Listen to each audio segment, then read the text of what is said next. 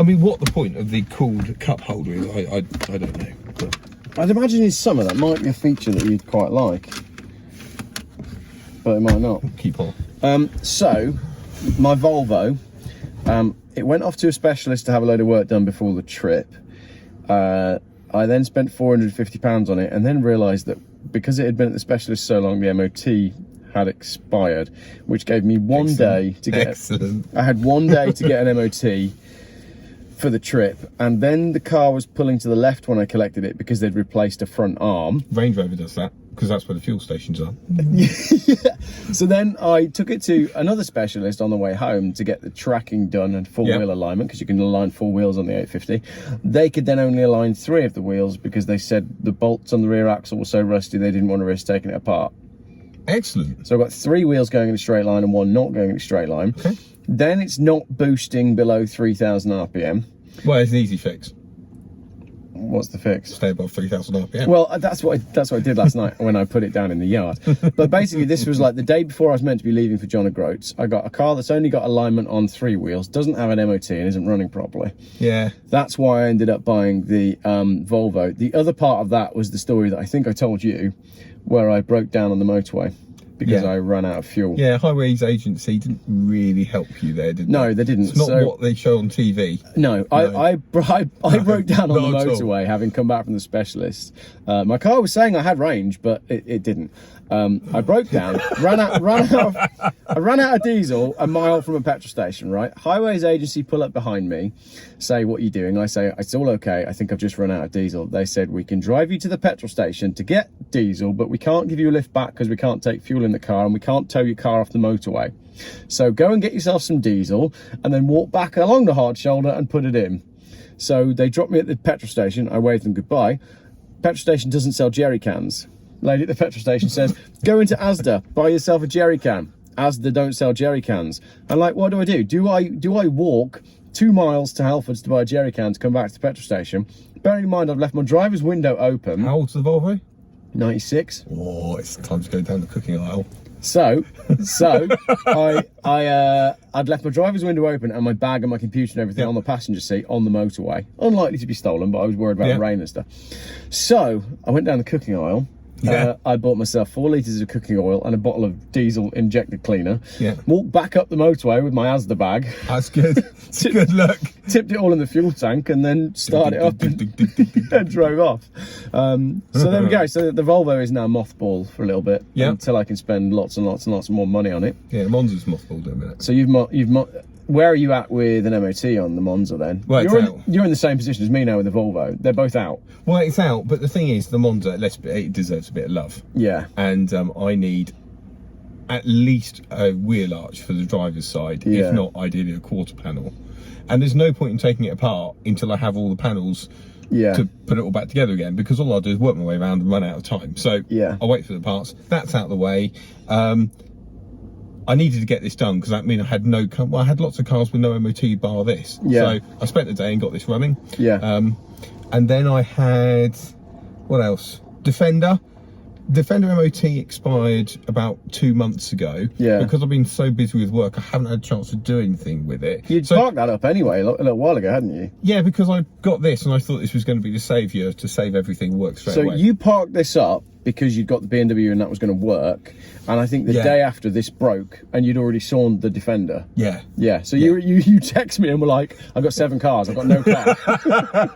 Why did we do this to ourselves? But the nice thing is like, again, I've said this before, I live in a village. I walk my children to school because I don't want to faff around driving down to school. We walk down to school, so I don't actually need a car during the week. So actually, it wasn't really an inconvenience. And then also I could just text my wife, "Go on your way home, do you mind picking this up?" Or click and collect now, it's even better. You can get things like, they just pick them up. It's brilliant. I didn't need a car, however I did need to get a car working. So Defender went in. Defender has a small rust issue which has now been resolved. I'm going to put the photos up here. It was behind the dashboard. If I hadn't gone looking, it would have been fine. However, we've said before, I am going to sell the Defender, and I'd want to sell it as a good car, not as in a sort of hashed together car. So that's that done. Which then moves on to the kids E12 BMW. So, which again we spoke about in the previous video. And all year I haven't had a chance to do anything with it. So now, as soon as this came out of the garage, The E12 went straight in the garage. I bought a fuel tank for it. It came from the Netherlands, just down the road. I bought all the bits for it. Big Red, the caliper refurbishment company near you, they're redoing the calipers. They couldn't do my Renault. I was annoyed. It's not twin pot BMW. Wow. So they're doing the calipers. So hopefully this month, if not beginning of next month, we're going to be sat here driving a car from the 70s that a 6-year-old girl and a 9-year-old boy have rebuilt the engine in. That's going to be a good video, isn't it? Yeah, it really is. And you may have another BMW on the way, haven't you? Do we not talk about that one? Because you haven't told the wife. I think at the minute that, I don't think we need to. I think it's important to focus that I'm repairing everything I currently have within reason. I'm making sure everything I have works, and therefore, should something else appear on my driveway for the magical price of nothing, then it wouldn't be such an issue. Good. Okay. Well, we'll leave that one as it is. So you're now in a really sensible car for the first time in ages. I am, and last night I said to my wife, we had 2 kids at the back as they were kicking the chairs and everything. Yeah. It's nice to have a family car because, of course, the main mode of transport has been a 1 Series coupe. Which hasn't been so funny how we're in the same position, because our other car is a 1 Series. Granted, it's not a coupe, but yours is a coupe, and that gives you back door problems. But the seats fold down at the back and you fit everything in. Yeah, exactly. That's really it. My wife said to me when we bought that car, she had a real moment when she was like, "Oh, well, I never thought you'd buy something as nice as this." I was like, "Thanks, darling." So that's when it occurred to us to sell her 1 Series and keep the 3 Series. So that's what we're going to do. Because it does everything that her car does. I'm slightly ahead of you now. It's like, now I've done the chain on this, which actually isn't a bigger deal as I think the internet makes out. Now I've done one, I wouldn't do it the way I did originally. Now I've done one, I could do it a lot quicker. So it was just loose when you got it? Oh, you need to see the video. Okay. Oh, yeah. You remember like when your BMX wheel moved forward? Yeah. And you're not quite too sure how it stayed on the front sprocket? It's like that. Okay. Yeah. No, I mean, it was sticking to I'll put the video up in here to explain that. But I think from, so we're at 2008, so we're in the late 2000s, but the E90 came in the mid 2000s. Doesn't have a proper key, has stop start and a pushy in key. Yeah. But I quite like that because you don't always leave the key in the car like we do with the wife's 1 Series, because it's a complete remote car. Yeah. I'm not completely sold on having a push button for an engine start. No, that annoys me at night. The iDrive, I have to turn that down at night, but I think that's because I'm used to driving old stuff.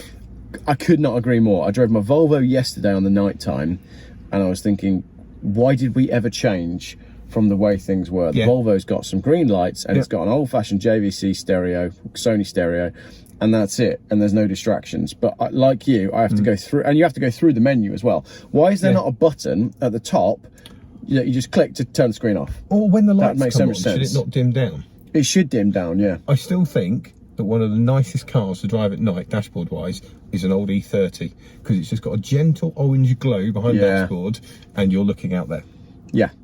But all cars of that age, you've got a simplicity to them, and this is the missing link car between going full digital dash and digital gauges. I hate even more, because it's completely unnecessary. I'm going to sound really out of touch here. I just love a proper rev gauge. Oh, 100%. And tell you what I said on my John O'Groats video, no temp gauge. Why? Yeah, I like the temp gauge. I'd like one of those. I know you can find it through a hidden menu, which is really convenient when you're doing 60 miles an hour. No temp gauge. But then again, on the other hand, now I've taken one apart to the degree that I have taken apart. I mean, if something's gone horribly wrong on diesel, it's overheating. It's either chucking the coolant out and you're not paying attention. Or there's something horribly gone wrong, because they shouldn't overheat like a petrol. No, they don't really, I suppose. The only time I've had problems with diesels and getting hot is when, I think the only time was on the Volvo, and I had a temp gauge, so I knew. And then I popped the bonnet, and it was obvious to me that what had happened was something was catching on one of the coolant pipes and it had a hole in it. Nice. But it's obvious. You open them, and again, that's the thing with older cars. I opened the bonnet and I went, oh, there it is. I can see the problem. Go to my mum's house, bit of tape, got us home, ordered the part, job done. Not any of this stuff with, oh, I can't see anything because there's engine covers and it needs to be plugged in. It's like, I opened it and we could see it. But this car is a sort of missing link car, because it bridges the gap between what came next, which was totally unfixable at homeable. It is. I mean, the other thing with this is, it's like it's got sensors for the steering. Like when I was doing, obviously after it was all taken apart, we had many fault codes. I mean, all the fault codes. Oh yeah, I had a full house. And I don't understand why it's got so many sensors in the steering. I'm sure there's a good reason for it. However, it's working, and I'm sure it helps you diagnose it. Yeah. But then again, it does drive nicely, and it does feel really nice going around the corners. Well, yeah, again, like, the thing is with, and if I can talk about my trip a little bit, the John O'Groats to Land's End thing is a kind of once-in-a-lifetime thing that I really wanted to do. Yeah. And when it came to shopping for a car for it, I wanted to do it in a car that I would really enjoy driving. Yeah. And by default, it's kind of a BMW, isn't it? It is the ultimate driving machine. I mean, there's probably many people on my channel being like, oh, you betrayed your Volvo and gone for a BMW. But I was buying BMWs long before I was doing the Volvo thing. But I had always said I'd never have another M Sport BMW. And I think I messaged you the day I got it. And I said, I think the road noise is going to kill this car for me. But there's one road towards my house over by Kidderminster where it's horrendous, really noisy. And I was on that road at the time. But generally, on the trip, it was fine, even though it's on big wheels and silly suspension. So I've taken, so this had a cracked rear wheel on it, and I'd given the old owner a set of spare 17s. Yeah. So when this came back to me, it had the wheels on that I gave him because I needed them at my garage, which was great. That's why I never realised that you had an Edition M, because I'd only seen photos of it with the other wheel. Yeah. I'd never looked close enough and realised it was a motorsport When I model. put these big wheels back on, I was really nervous because I was like, oh, I'm going to ruin this. Yeah. Oh, I know what it's going to be like. It's nice. It's not, is it? No. They just drive really well. Everything we said in the last video? Yeah. They're all completely wrong. I know, completely wrong. But it's funny because I jumped back in my Volvo, and fair enough, all right, let's give the Volvo the benefit of the doubt. It's not happy at the minute. It's not running too well. How old is it? 1996. Yeah, exactly. It's so not a new car, is it? There's 12 years between the two cars. Yeah. Is that right? Something like that. No, it's 12 years. Yeah, so there's 12 years between the two cars. And I did find myself jumping in that BMW, which by all standards is still a Geoff car. Yeah. It's still 14 years old. It's still less than £3,000. Yeah, it's still and you new can buy though, them cheaper. It's got 2 letters, 2 numbers. That's I know. Yeah, 2 letters, 2 numbers. For me, anything after 51 is new. But I jumped in that, and I did have a moment when I was like, what have I been doing? Because the gap between 96 and 2008 is pretty big. However, do you then have the same gap going between 2008 and 2018? Do you have the same thing? Is there the same jump? I just had lunch with a friend of mine who drives around, as with a company car, a 3 Series hybrid. Oh yes, it's 330e that's on a company car scheme because it's good. I'm just going to rant for 1 minute. Basically, sorry, company car users are being put in hybrids because they're lower on the tax, and that means that actually they're all driving around getting 35 miles to the gallon or less because no one ever plugs them in, and they don't regenerate. So a friend of mine who used to be driving a Skoda Superb, used to get 60 miles per gallon, is now in a hybrid Volvo and gets 23 miles to the gallon, which means his company is paying £80 every 2 days for his fuel bill. Ooh. In an Octavia they would be paying less than half that, but the government thinks that's good. Well, like post-COVID, he's not doing anywhere near the miles he used to. Yeah. And he needs a vehicle to get his dogs around it, hence the estate. Yeah. And they're trying to, he's extended it for another year because he likes the car. Yeah. But they're trying to get them all into EVs. And he was saying to me that the only EV estate, full EV estate, is the i5 that he's looked at. Yeah. Because he doesn't want SUVs. Yeah. So he wants an estate. And i5, he says, is starting at 80k. It's ludicrous, right? And I've just seen that the latest Kia big EV starts at 77 and for a Kia. But we were chatting away, and I said, look, for me, I want to own my car. Very simple. I don't want a monthly outgoing. It's my choice. I don't want to owe anyone anything. I own my own car. But I walk everywhere during the week. Yeah. I drive over here. Oh, I don't need that EV. Oh, that hybrid. Yeah, we could go down this rant again, couldn't we? Really? You could be on it for ages. But I like owning my cars. I like the fact that I can maintain them. But I mean, there's another conversation in the price of cars generally, because this is, I had someone run the numbers on it, and I think these were about 36 grand when they were new. Have you got the original bill of sale? I don't know. I'll tell you then when I get home how much it was. I actually haven't opened the service history on that car at all. That's when you open it and it goes, red Kia. Well, when I bought the car, right, and you know this because you're my insurance man, I insured that car before I viewed it. Yeah. Which means you're driving it home, aren't you? So it was late at night. This was the day before I was meant to be leaving for my trip. There was no way I was not going home with that car. Bought from 2 Romanians on Facebook Marketplace. Yeah. Very much like your buying experience, it should have been a crock. However, turns out these guys were like mega passionate car guys. And I got over there and I was ready to just bang, it's insured, transfer you the money, I'll drive the car home, job done. But they were like, no, we're going for a test drive. I'm showing you the stereo. We're going to show you all the paperwork. We're going to show you everything that's broken, everything that's not. We're going to spend some time. And I was like, well, this is a new way of doing it.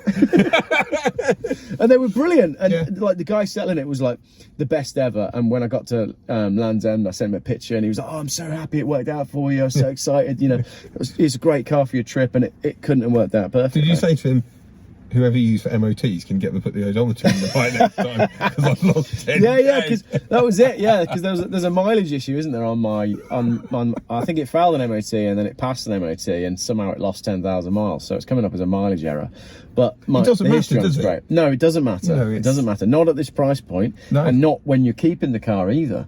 No, and I've got no interest at all in getting rid of this. No. And it's something, now it's had a timing chain done, which is the Achilles heels of these engines. Now it's had a timing chain done. Yeah. Off we go. We're going to have another 150,000 miles. I want this one at 301,000 miles. 301, 301, just to prove it's better than the E46. We're not going to go on a 300,000 mile road trip next time, though. After jinxing you last time. No, I think we should. Yeah. Just not keep going backwards and forwards through a Ford. So we're pretty close on mileage then, because I've added a few thousand miles last weekend. So I'm probably, I reckon I'll probably do a bit more miles than you anyway. So I may at some point catch you up. Yeah. Which would be interesting, because we could sort of document the ownership of these two cars. Yeah. And if something breaks on yours, I'll fix it on mine. And if something breaks on mine... You go with your timing chain then? My timing chain was done as part of the recall in 2016, 17. I wasn't aware they recalled them. Yeah, no, apparently they did, because all the paperwork is in there. Okay. So it's interesting. Have you got any outstanding recalls? I've not looked yet. I suspect EGR, but I think because the guy I had it off was so fastidious, it's probably all been done. I've got airbags. Airbag recall, yeah. Yeah. So if we have an accident here, bits of metal might fly in your face, something. Yeah. So would mine. Yeah. Also, battery lead needs doing. I might get that one done, because that sounds quite iffy, that. Well, you know, and I got a lot of the EV fire people saying, well, these engines were known for fires. But, I mean, all diesel... What are these? Really? It's really? on the... No, they weren't. Wasn't these, was it? But they're DPF. You got EGR valve, EGR and EGR coolers, and you've got.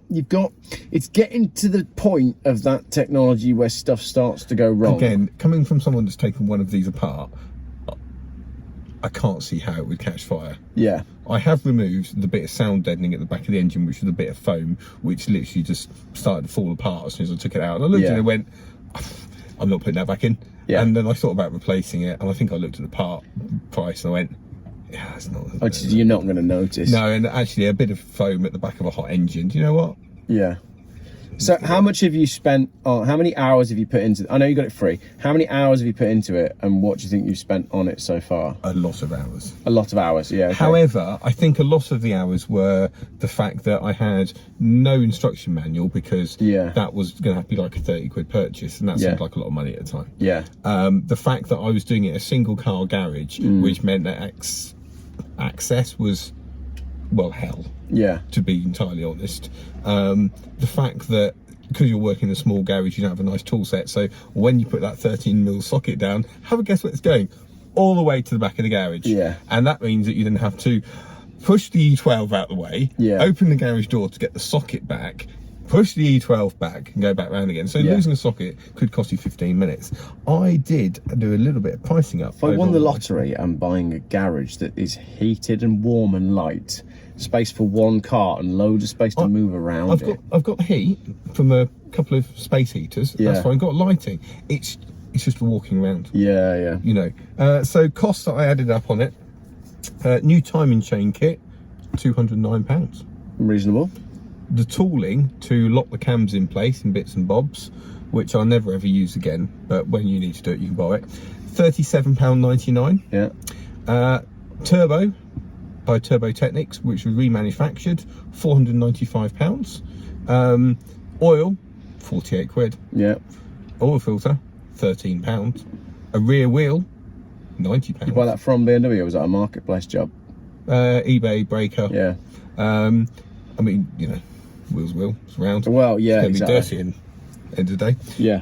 And a sump gasket, £24.99. I had about 4 gallons of antifreeze still at home. Yeah. So didn't need that. So not a lot of money. Yeah. And once it's done 3,000 miles, the bumpers are a bit scuffed on this one. Yeah. They're not prestige like your one. Yeah, mine is, I mean, it's not a cleaner car, but it's a cleaner car, isn't it, generally? Yeah, totally. When it's done 3,000 miles, I'll get the bumpers done. Yeah. And then it will be as clean as yours. Or Yeah. if your timing chain snaps, Yeah. can I have your bumpers? We'll break it for parts. Break it for parts. But right. yeah, I like them. So 2 blokes that normally drive old cars have concluded that the best car in the world at the moment is a 2008 BMW 320 diesel with sport suspension. And run flat. Do you like your heated seats? Some people don't like heated seats. I love it. Oh, I love heated seats. But you just got, this is coming from someone that drives a Defender. Yeah. The one thing I miss, my heated front windshield off my Defender. Oh, really? Yeah. When it missed up, because Yeah. that was a Ford thing, you know, the little meshing in yeah. there. When it heats up in the Defender, click a button, 30 seconds, windshield clear. If you have a Defender and you haven't fitted a heated windshield yet, do it. Right. It's the best thing you can ever do. You will be able to see where you're going. It's great. I think the only thing I really miss is a sunroof. I just love having a sunroof. But I haven't. The Monza has a sunroof, but that's got Yeah. silicon sealant around it, stopping from So leaking. it's not open anymore. That doesn't open, so I'm not really missing that. See, I've always got the sunroof open whatever I'm driving. When it's cold, heated seats on, heaters on, sunroof open. Especially when it's bright, when there's actually some sunshine that isn't hidden behind grey clouds, which this seems to be just the way these days, doesn't it? This morning when I was driving in, I thought, we're going to be doing a rain dance. Yeah. But, It's just foul at the moment, isn't it? It's just foul weather. so would I do another N47 engine, whichever one this is? Yeah, probably would. Yeah, so it wasn't too bad. No, I think now if a 5 Series popped up with a knackered engine, Yeah. I'd do it. I'm not that afraid of it. I find it so funny that you've gone from, because your other one was an auto, wasn't it? Yeah. So you've gone from I'm an adventurous. auto 320 diesel to an auto 320 diesel. Yeah. Yours was an 05, wasn't it? So there's only 3 years difference. I'm sure yours was an 05. It was a late one, wasn't it? Yeah. Pretty sure yours was a late car. Same as what mine was. So I think we're both committed to 320 diesels. Yeah, I think it'll be interesting to see how we get on, because I think yours has obviously had a lot of money spent on it. Yeah, it has, yeah. And this, I don't know, I think I'll be £1,000 into this. Yeah. By the time the bumpers are done, I think I'll be £1,000 into it. But that's a cheap car, and for the specification, Yeah. well, I paid $2,650 for that, so there you go, you could sell it for $2,650. And the fact that yours is Got by a BMW. I've got one. But half my followers probably do now, because I think I've single-handedly driven up the values of old 320 diesels with my John O'Groats video. That was a good trip. It was a great trip. It was, it wasn't actually, it was horrible, top to bottom. But that's what made it great. I'm pretty sure that we could still beat him in a pre-war car. I don't want to do that in the winter, may I add. There's lots of debate now as to what we do next, and if we do the trip again and what cars we use. I think the sensible thing to do would be to do it in a proper Porsche. So I need to find someone who's got a 911 that I can borrow. Because Porsche versus EV Porsche, and I just want to do it in a Porsche. Well, there you go, you just want to do it in a Porsche. Yeah, that's the reason why. But there's other challenges to be done, and there's something to be said for opening up the challenge to be a day for people, and then other people can come as well. That's a good idea. I did like some of the feedback you got where people were saying that it wasn't. I mean, as a lower demographic, of course, that you and I are. It was fixed. It was fixed. It wasn't a fair comparison. And actually, that's not true, because he just needed to stop to get some electricity. Yeah. It doesn't matter really how many times he does it. It was the fact, the challenges he was facing as he was doing it. And that was it. And the other thing people were saying was you should have used a modern performance car that has comparable performance. But pretty much any modern performance car would have done 30 miles to the gallon on that trip because you're on a run. And we could have done 26 miles to the gallon and still beaten him on time and cost. Time was not a problem. It was going to be beaten on time regardless. And all the people saying it wasn't a fair challenge, well, we did it on that day. Those were the road conditions that we got. That was our route. That was his problems at the charger. And as I said on my comments and on my other videos, but you didn't really plan that. No, we just said no. Point A to point B. It wasn't. How much more can you plan other than that? He looked at a rough idea as to where the chargers were going to be, and he tried to charge at the chargers that he'd planned for. But basically, it was, this is the date that we're doing it. We're starting here, we're going to there, and then we're going to there. Yeah. Like that's all there is to it. But there's a lot of people saying it was set up and it was a fix. But the thing is, the other thing, it wasn't a fix, by the way, because me and him were talking all the way through. Yeah, exactly. It really I spent most of the time on the phone to you, Drew. the bits when I wasn't filming, we were chatting. But basically, it was two cars on the same day doing the same thing, and a lot of people, EV people, are saying, well, you wouldn't drive your electric car from John O'Groats to Land's End. And the point was, no, but nor were any of the people that were clogging up the chargers. They weren't driving John O'Groats to Land's End, and they were having the same problems that Lee was having. That's what made it real. So how were they suggesting someone would do that trip? Well, everybody's sending me a link to one guy who's done it in a Tesla, and he left at 4:30 in the morning. I think he had one charge, and he did it in something like 15 hours, which is all well and good. But then I could have done it in my Volvo. What time did he leave? Like he did it in the summer, and he left at like stupid o'clock in the morning. I was in bed. Well, exactly. So that's what made our challenge so real. You had breakfast. The thing was, we struggled to start with both cars in the same position, i.e. when he got to John O'Groats to the hotel, he was on 16% charge, could not charge at the hotel, which meant the next morning I woke up, right, I'm ready to leave. Oh, I'm sorry, I've got to charge my car up to 100%, ready to start. So even from the outset, it didn't work. So you could say, oh, it was a fake challenge. Well, it wasn't. Oh, you shouldn't have waited for him. Well, it doesn't work if I don't wait for him. I'd have arrived a day earlier. As I said, it's just a strange... The reaction you got online was just strange. I'm going to do a video addressing a lot of the comments. I've sent an article to Geoff that came up on LinkedIn where it was suggested that people that we should have electric cars which were targeted, and I quote, to the lower demographic. I haven't got a chance to address that video yet. To address that article. I'm going to let you address it, but I'm going to put my voice over this. I don't need an electric car. I've got no issues with them. I generally don't have a problem with electric cars at all. I've got plenty of friends that got little i3s. They buzz around them. You know what? It's absolutely fine. What my issue is the fact it's kind of being forced onto me, and the fact that when somebody who I had quite a high regard for, and I thought he was a good journalist, refers to someone with a lower demographic, and the solutions to this lower demographic was offering lower interest loans, really highlighted to me how out of touch they were. That if someone is deemed lower demographic, so by that they imply can we use real person words, not lower dem? He's talking poor people.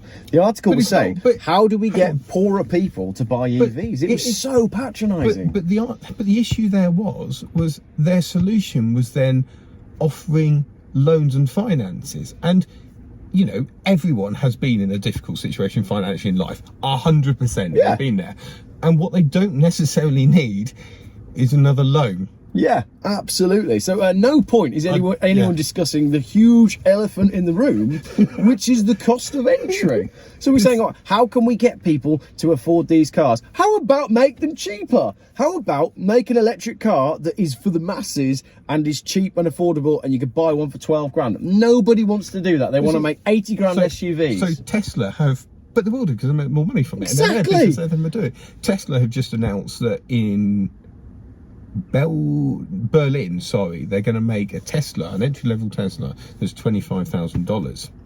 Right? There's going to be lots of subsidies on that to make that all work. Yeah. And it's like, for me, if an EV was cost efficient, like a little i3, I like little i3s. Yeah. Would I buzz around a little i3? Yep. Am I sure there's going to be cottage industries appear to keep these cars going? Yep. But what I don't want to do is be slightly pushed off the road. Yeah, be forced into it.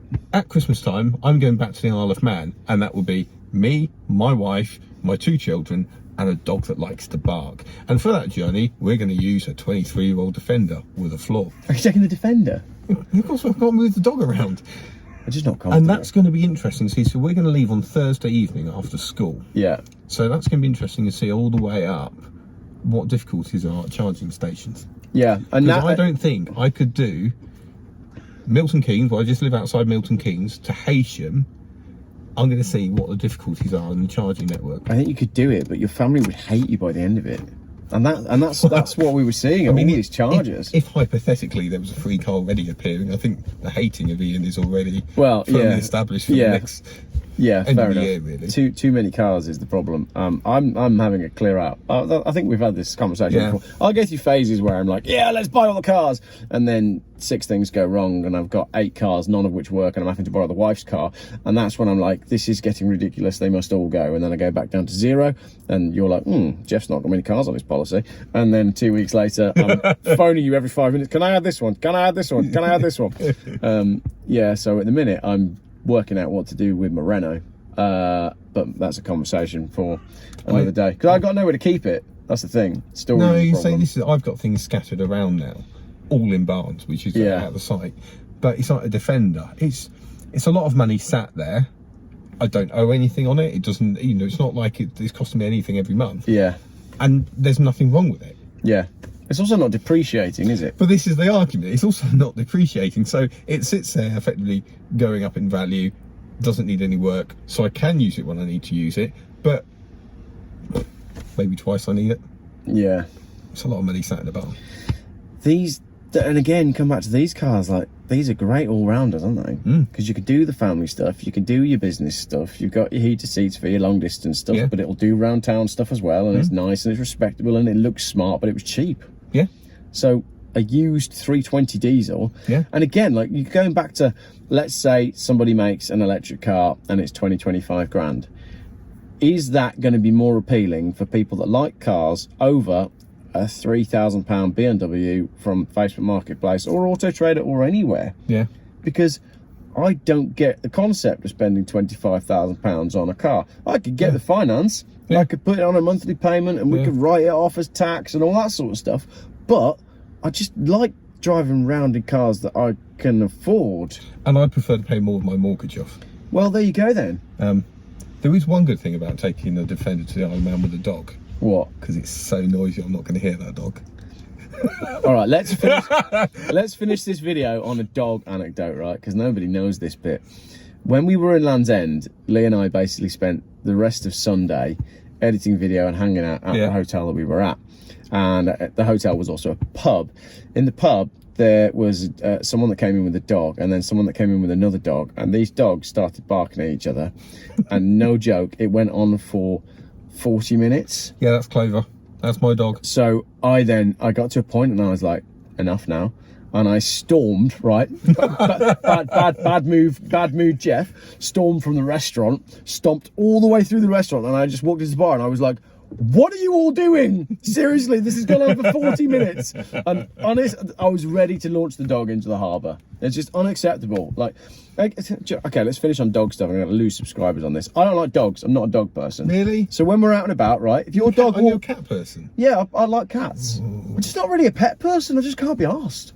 So when I'm out for a walk with my family and your dog walks up to me and jumps up at me, and the owner's going, oh, he's very friendly, oh, he's so... And I don't give a crap. Your dog's on me, and I don't want your dog on me. Would you like to... I know you've got to go and pick your kids up from school. So our dog is called Clover. But when we got her, she was called Nova. Which, if you know that I'm a Vauxhall person, I couldn't have a dog called Nova. Yeah. Full stop. And I was coming back from actually an event in France, in the Monza. Yeah. And my wife phoned me. She went, oh, there's a... Oh, how old was she? like 3-month-old beagle puppy in the village going free because the person can't look after it. Okay, no problem. I'm just going to go and take the children, just go and see how they get along with it. We've got a dog. Yeah. Kids ago, we've now got a dog. And literally, I remember the road sign that I went past when Rachel phoned me. She went, "We've got a dog." Oh, brilliant. Okay, superb. We've got a dog. So I have no harm at all with this dog. She barks. She's full of life. She stresses me out. She's part of the family. You look after the dog. You know, whatever happens in life, the dog is now part of the family. You have to look after said dog. But dog is just nuts. Anyone that's met my dog, she is just a Fruit Loop. Yeah. Lovely. Honestly, for children, like with the kids, could not be better. Yeah. But just wants to throw herself out of a pane of glass of window. And it's turned out that she's epileptic. So this is just faff. Which explains why, you know, there is a screw loose and everything's not wired properly upstairs. However, if she's not in the house is very quiet. Yeah. And when she's in the house is too loud. So I mean, I'm never happy. Yeah. But I don't know. If she was barking in a pub, I would take her outside because I wouldn't want to disturb people. And it's my dog. It's like not everyone else's dog. Basic manners, right? Your dog's barking, you get your dog out. It's like if you're in church and there's a baby crying, all right? Yeah. You get to a point where you're like, okay, I'm going to take the baby outside now because I'm ruining everybody else's day. And if you're ruining other people's days with your animal, the animal's got to go. Yeah. In the harbour or otherwise. But the other thing is, and I get this with cats as well, like, I like to live footloose and fancy free. I like to be able to just drop anything and travel wherever. You can't do that with dog. You can't do that with dog or pets. No. Because I'm always like, oh, darling, why don't we do such and such for the weekend? What about the cats? So we've got kittens in the house at the minute as well. Oh. Can we go away? Can we go do such and such? Can we go and do something? Can we just stay away for the night? What about the cats? And the thing is, I would like...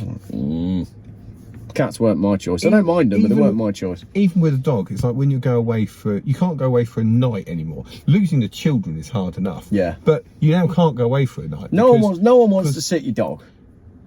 I don't know whether I'd want to inflict my dog on anyone, actually, because I think there is that as well. But I just, you're sort of tied in the house, and it's like going away. Well, it's fine. Again, I'm happy the dog is part of the family. Yeah. She means the world to the kids, so the dog comes with us. However, there is that moment going, if I didn't have a dog, I'd be flying to the Isle of Man, and I'd get the train from Milton Keynes to Birmingham. I'd get a flight over. It would take me maybe 2.5, 3 hours, or I could drive over to the Isle of Man, and it would cost me maybe, I don't know, 50 quid in diesel, not the 150 quid in diesel it's going to cost me. And the fact that I'm going to be driving the Defender, regretting my life choices. Because you could take this with your heated seat. Yeah. However, the dog is there. We have to look after the dog. I wish no harm on the dog. I'm sure the dog is currently wish any harm on the dog, apart from those ones that were in the pub that I nearly kicked. My dog will be currently laying on the sofa, upside down, with one of her legs wedged into the back of the cushion, so that when something comes to the door, she pulls all the cushions off the sofa and then looks at you as like, wasn't me. Yeah. Dogs, cats and children. And speaking of which, you need to go and get your kids from school. I need to go get my children. I like your BMW. Yeah. I think you've done really well to get it for free. Well, we'll see how they develop, I think. Next time we meet, mine's going to be clean. Next time we meet, mine probably won't be. You're at the show on Friday. I am at the NEC Classic Car Show on Friday. Excellent. We'll have a coffee at the show. You can see my Mercedes. She's very nice. Yeah. Not bothered by it, are you? It's no E34. Yeah, it's all right. It's nice and big and boaty. Like I said to you last night in a voice message, it currently handles like a pirate ship with a broken rudder. Again, Defender. You know, I mean, but those Mercs do have a good following, don't they? Yeah, they do. And they do, and I do get the engineering behind it, and they are well built. But I'm going to sell it at the show. I'm going to do an auction, right? There'll be a piece of paper on the back window, and you write the figure that you want to pay for it, and you just drive it. I don't want to take it home on Sunday night, so if someone can offer me the money at the show to just take it, so I don't have to go and collect it. And you can just drive it away from the show. Just because you don't want to sit there and listen to everyone pressing their horns and the halls. I like the horn bit. Do you? Yeah, I do. It's character. That's the end of the show. Everybody bibs the horn. I like to set up my stand, be there on the Friday to chat to people, and then just leave the car so that people. Were you there on Friday last year? Yeah, I think I was. Were you? Were you? No. Gold Volvo, no you weren't. No, I wasn't. No. I didn't turn up at all for that one. No, you didn't, no. I only just collected the car. Yeah, no, I wasn't. I think I was ill. I think I was ill that weekend. I I think I had man flu. I was gutted it was locked as well. The amount of chaos I was going to cause. Oh, that would have been good, yeah. And then I didn't do the resto show because we were invited to that thing on Northumberland, on Holy Island. Yeah. So I only did the one day for that. I was only there for a few hours. So I've not done a show. So if you see Geoff, feel privileged. But I also haven't done a show with this many subscribers either. So it's going to be interesting to see who wants to see me. Probably no one, because most of my subscribers are outside of the classic car world now. But it'd just be interesting to. It's weird when you get recognised. I forget that I've got a YouTube channel that's watched by hundreds of thousands of people, and people see me in the street and say hello, and the wife's like, "Do you know that guy?" No. It's odd. It's definitely odd. I can't decide whether I like it or not. Do you know that guy? No. Yeah. But if I take my hat off, no one recognises me. Right, I've got to go get my kids. Take care. Cheers, Ian.